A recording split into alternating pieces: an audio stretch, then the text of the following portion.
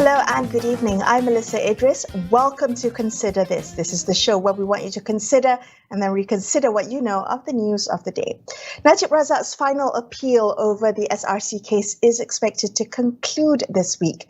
The five-person bench, which is chaired by the Chief Justice Tengku Maimun Tuan has set 4 days this week to continue hearing Najib's main appeal to quash his conviction over seven criminal charges, as well as his sentence of 12 years in jail and 210 million ringgit in fines. However, several twists and turns happened last week. What is it that we need to know and understand ahead of the hearing resuming tomorrow? Lawyer Sin Yew joins us now to share some thoughts on the proceedings so far. Sin Yew, the 2 days of the proceedings proper that happened last week, so many twists, one after the other. And I can only speak for myself, but I don't have a legal background. And I was a bit confused by the judicial process. Maybe you can begin our conversation by helping walk us through the sequence of events. But not just that, how you were reading the situation as someone who is within the legal fraternity, someone who understands not just the context, but also the subtext. Right. Okay. So we have to squeeze 4 days of events into, I don't know, next 10 minutes. Let's try. Yes. Okay. There are four main things that happen. The first is Najib's application to adduce fresh evidence. The second is the application for adjournment of 4 months to have the appeal heard. The third is the application by Hisham to discharge himself as counsel. And then the fourth is the hearing of the appeal itself. So now let's start with the application to adduce fresh evidence. What had happened here was Najib sought to adduce fresh evidence pertaining to Justice Nazlan's alleged conflict or bias on account of his role as the group counsel and group company secretary of Maybank Group of Companies. And that includes Maybank Investment Berhad. So Najib's side said that the documentary and oral evidence that he intends to adduce as fresh evidence will be able to establish Justice Nazlan's involvement with Maybank and thereby establish a real danger of bias on his part in a few material aspects. And what had happened is, well, let me explain how it's supposed to work. So how it works is that you have a criminal trial, and that has been completed at the High Court, which is the trial court. So the rule is that everything that you intend to adduce as evidence in support of your case, it must be done at the trial stage. The court will then adjudicate based on all evidence adduced before it. After the trial, there will be 2 stages of appeal. The first stage of appeal is the Court of Appeal. The second stage of appeal is the Federal Court, which is where we are at now. At an appeal stage, you cannot adduce anything new. You can only rely on what you had adduced at trial. So like all rules, there are, of course, exceptions. And the first is that the evidence must not be available at trial. And the second is that the evidence must be relevant. There are a few more, but I won't go into that. Relevant to this case is that Najib sought to adduce evidence which was not adduced at trial. The Federal Court denied it on the basis that it was something which could have been obtained at trial with reasonable diligence, and also on the basis that it was not relevant in any event. So that's the first event that had happened. The second one, I'm guessing it has to do with the changing of lawyers, discharging of lawyers. Mm-hmm. Yes, and that is where the issue of adjournment comes in. And the basis of Najib's current lawyer's application for adjournment is that the new lawyers only recently took over, and that the appeals, spanning tens of thousands of documents, disclose strong and serious points to be canvassed, and his team, his new team, should be given adequate opportunity to do a good job. The Federal Court rejected this application and refused to adjourn the matter on the basis that the dates of the appeal had long been known since as far back as April, which is some 4 months ago. And all parties knew about this, and simply being unprepared was not a good reason to adjourn. So that's the second major thing that happened, which is also related to the third major event. And the third major event is that Hisham he applied to discharge himself if the adjournment, given that the adjournment was not given because he was not ready to proceed with the hearing. And this, again, was denied. The federal court stated that Hisham's reason was not adequate to justify his recusal bid. So Hisham was forced to stay on record. Okay, so you've given us some context. One of the things that also captured attention was the lack of submissions, or the choice not to have submissions. How does that work? I mean, no submissions, would that harm the defense? Oh, of course it will harm the defense.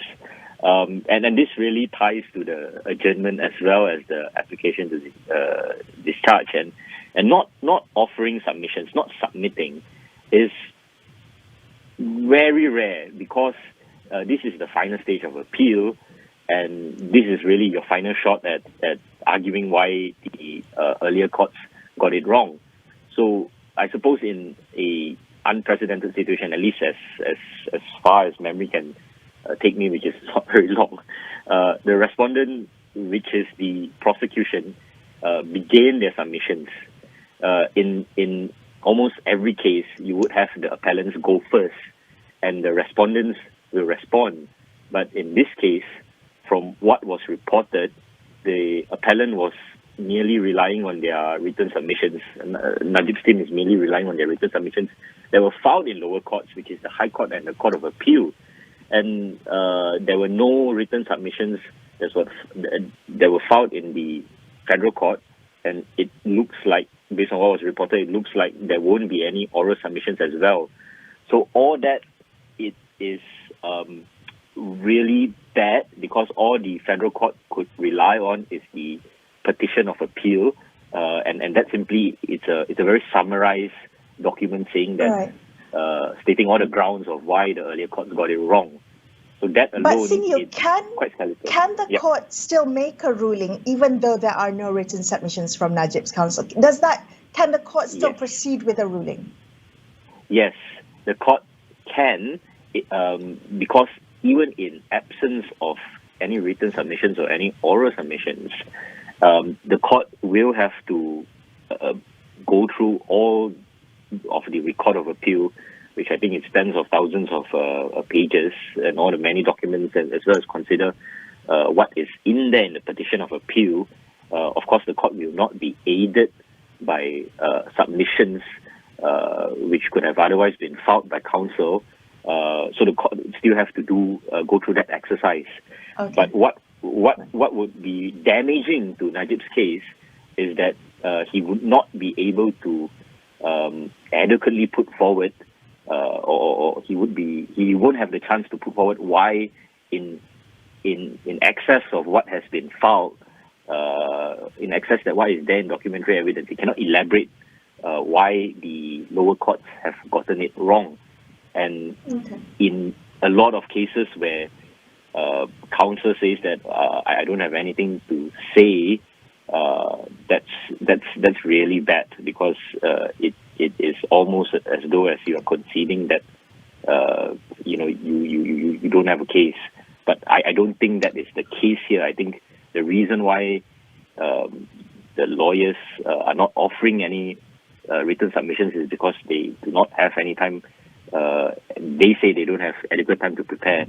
So what I suspect, and what I think a lot of lawyers suspect is going to happen next, is that there will be a review application filed. So a review application, it's something that is outside of your normal appeal process. A review is basically saying that the final appeal court had gotten it wrong for really very limited reasons, and one of the main reasons would be breach of natural justice, which I suspect will be the ground that they were not given adequate time to prepare, and therefore there has been a breach of natural justice. So I suspect that's what's going to happen, and that's sort of what has been alluded to by the manner in which the case is being conducted. So I suspect that's going to happen next.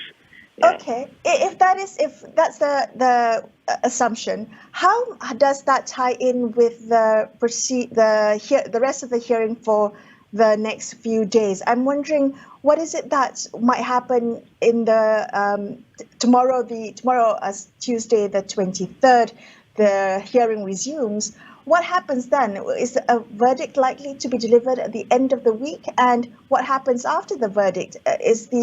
Are the two options quash the conviction or straight to jail for 12 years? What is it that we need to watch out for, Sin Yew?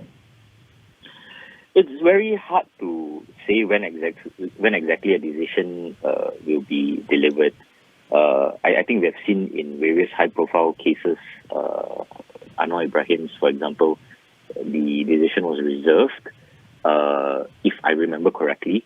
So I suspect what may happen tomorrow is that if Hisham takes the same position as he did on Friday, the hearing will end tomorrow. So the federal court could then make a decision whether or not to reserve its decision. That means to deliver a decision at a later date, or to decide on the spot. It's hard to say which way they're gonna go. We can only speculate. And if the decision is against Najib, then unfortunately that's the end of the road for him, bar the review application. But as far as criminal law is concerned, there will be a mitigation. So he can still submit or make oral submissions on mitigation as to why 12 years or why the sentence that has been meted out is what was wrong or was excessive. But apart from that, any imprisonment or any fine that will be ultimately meted out by the federal court, if they decide against Najib, will be final. There is no more process for appeal. The constitutional process, Article 48, will also kick in. He will lose his status as an MP. I think after he would have an opportunity to file for a royal petition for royal pardons. But if that is dismissed, I can't remember correctly now how long that process kicks in. But once that's dismissed, or once the constitutional time limit runs out, he would lose his position as an MP. And there is no more stay of execution. If there's any imprisonment, he would have to go to jail. So that's what might happen in perhaps as late as next week. Okay. Well, thank you for helping us understand what to expect in the coming days. Appreciate your time. Lawyer News Sin Yew there. We're going to take a quick break here and consider this. We'll be back with more. Stay tuned.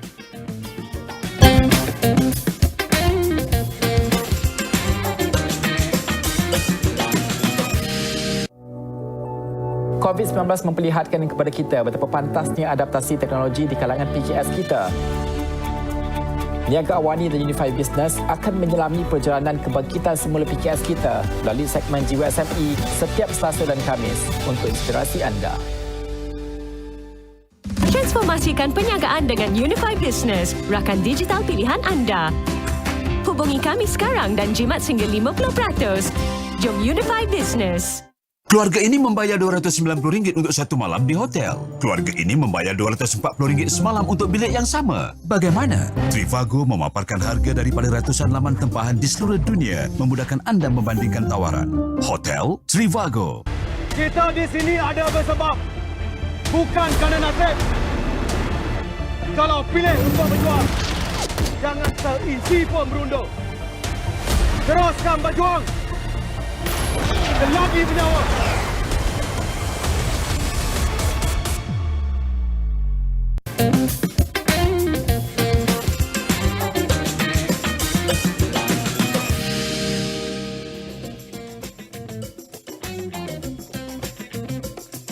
Hi, welcome back to Consider This. I'm Melisa Idris. Joining me now is Associate Professor Dr. Hamid. He's a political analyst with Universiti Malaya. Hamidin, let's begin with the most recent news. What's happening, what's unfolding at the moment, this emergency meeting. So this morning we had UMNO Division Chief meeting this morning. And now we understand that Zahid Hamidi and Najib Razak and other top guns in UMNO are expected to meet the Prime Minister, Ismail Sabri Yaakob. They have an emergency meeting tonight. What do you understand to be playing out right now? Thank you, Melisa. It's not only you, even the head of division of UMNO was surprised when they were called last night. I was told that with a very, very short notice that they're going to convene the meeting early in the morning today, which happened around from 11 up to midday. Today, there is a special meeting between top leadership of UMNO and also all the heads of a division of UMNO. From what I gather, the information that I received is mostly about elections. They want to pressure the Prime Minister. I think they want to give a very unified voice that UMNO as a party and all leadership of UMNO at all level, from MKT, meaning from Putrajaya, from PWTC up to the divisional level, really want election to be called as soon as possible. I think this is a very tremendous pressure time for Yang Amat Perdana Menteri to consider. But and we know that tonight is going to be a top 5 of UMNO and have a meeting with Ismail Sabri. So I think why these things are very interesting to look within the context, Melisa, is not only the call for UMNO to have an election as soon as possible, but I think because what's going to happen tomorrow also, and what happened in the court today, especially in the trial of Zahid Hamidi, I think that's very much some of the ingredient that what makes the meeting today is very interesting to analyze. So in my point of view, it is not a separate matters. It is interconnected between one another. Tomorrow, I think another drama, another very important time in Malaysian history of the final appeal of SRC for Sri Najib Razak at federal court. So I think every UMNO leaders in the countries are, I think, glued to the handphone, try to get as soon as possible any result in regard to the matters. Okay, well, I do want to kind of focus very quickly on the division chiefs meeting this morning. There's been some speculation around that meeting, but I do want to ask you, Hamidin, reports that say many division chiefs did not show up this morning. Are you reading into that lack of attendance? Is that purely based on the short notice and not being able to turn up in time, or should we read something more about the subtext of support towards Zahid Hamidi and Najib Razak? I think we can see from many levels, Melisa, when we come to the attendance of the meeting. First, I think basically UMNO are trying, especially UMNO leadership, are trying their best to really understand a reality behind what's going to happen to Najib Razak. I think this is delayed reactions of UMNO leadership. We, for example, for analysis and analysts, have bbeen saying that UMNO should take a drastic action even after 2018, but you can see that UMNO make hardly any changes in terms of leadership. Najib Razak play a big role despite all the charges. Zahid Hamidi is still becoming the president of UMNO, so you can see a very limited change happen in UMNO post 2018 and post all these high profile corruption charges. But because what happened to Najib, I do believe that at the end, UMNO really realized that things are really happening to them. And this is where, in my point of view, to some extent, UMNO are panicking in the sense, first time in their history, where their ex-president and their presidents both are facing a jail time. So this is where it will create a huge, in my point of view, a vacuum in leadership in UMNO. So I'm very interested to see how UMNO going to cope with all this development. That's one thing. Second thing, in my point of view, interesting to look at, as you said, in the current situation. Yes, there is a call for election, but it's very much for certain section of UMNO leadership. If you look at the masses, among the people, I think election is the last thing that people really want in their plate now. They are mostly concerned about their daily life, in the cost of living, the stability of their income, the price of things that getting higher and higher every day. Meaning the economic and cost of living are very much concerned of the people compared to the political situation. So with that, I do think within that, I think there is a mixed reaction even among UMNO leadership itself when certain group really want election to be called, because I do believe that some of them are really have their good ears on the ground and understand that people are really looking at different things now. It's no longer on politics. Well, okay, I just want to circle back to Najib's final appeal, resuming tomorrow. And I, in the couple of minutes that we have left, I do want to ask you about the fact that he's really tried to change the narrative recently to one of victimization.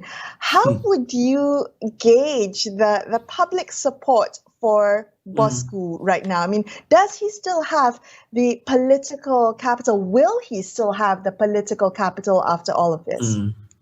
Okay, looking at the current situation and looking at the phenomena of Bosku and Najib Razak within UMNO, I do believe that he still have a strong life, even if he's convicted by the federal court, which, in my point of view, the hardcore supporter of him will definitely put a deaf ears, blind their eyes, looking not totally different matters compared to normal people. So with that, I do believe that he still have that support. However, to what extent that support will go beyond his own small group of people, I doubt so.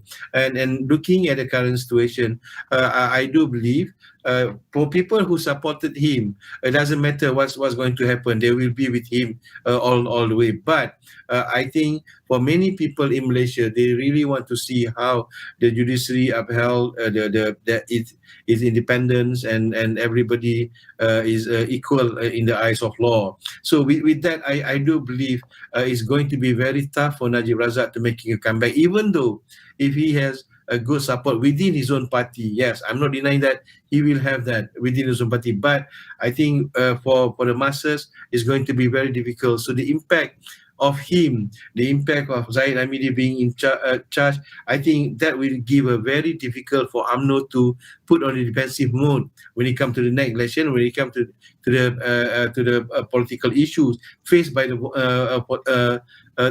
especially by the more and more dynamic and demanding voters out there. So with that, I do believe it's going to be very tough for Najib Razak.